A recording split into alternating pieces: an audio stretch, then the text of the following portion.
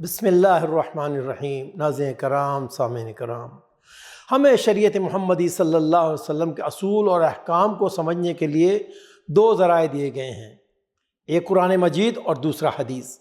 سب سے پہلے قرآن مجید کے بارے میں جاننا ضروری ہے کہ اللہ کا کلام ہے اور اس کا ہر لفظ اللہ تعالیٰ کی طرف سے نازل ہوا ہے۔ اس میں دین کی بنیادی تعلیمات اور احکام واضح طور پر بیان کیے گئے ہیں۔ قرآن وہ بنیاد ہے جس پر شریعت کی عمارت قائم ہے۔ دوسرا ذریعہ حدیث ہے، جس سے مراد وہ روایتیں ہیں جو جناب رسول اللہ صلی اللہ علیہ وسلم سے ہم تک پہنچی ہیں۔ رسول اللہ صلی اللہ علیہ وسلم کی پوری زندگی قرآن کی عملی تشریح تھی۔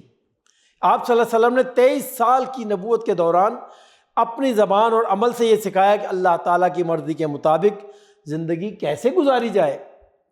آپ صلی اللہ علیہ وسلم کی زندگی کا ہر لمحہ مسلمانوں کے لیے رہنمائی کا ذریعہ تھا۔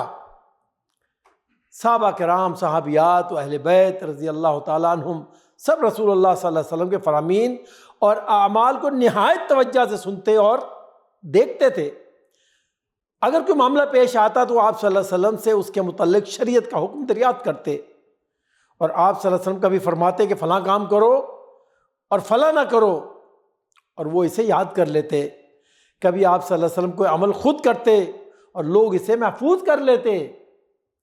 اسی طرح اگر کوئی شخص آپ صلی اللہ علیہ وسلم کے سامنے کوئی کام کرتا تو آپ صلی اللہ علیہ وسلم کی پسندیدگی یا ناپسندیدگی سے بھی لوگ احکام اخذ کرتے۔ ناظرین کرام، ان احادیث کو صحابہ کرام نے یاد رکھا اور کچھ نے انہیں لکھ بھی لیا۔ وقت کے ساتھ ان روایتوں کو کتابوں کی شکل میں جمع کیا گیا۔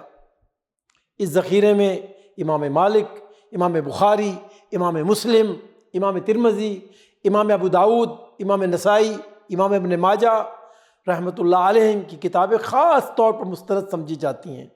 الغرض، قرآن مجید اور احادیث وہ دو بنیادی ذرائع ہیں جن سے ہم شریعت محمدی صلی اللہ علیہ وسلم کے احکام اور اصول سیکھتے ہیں۔ ان کی پیروی ہی ہمارے دین کی تکمیل اور فلاح کی ضمانت ہے۔ اللہ تعالی ہمیں قرآن اور حدیث کی روشنی میں زندگی بسر کرنے کی توفیق عطا فرمائے۔ آمین یا رب العالمین۔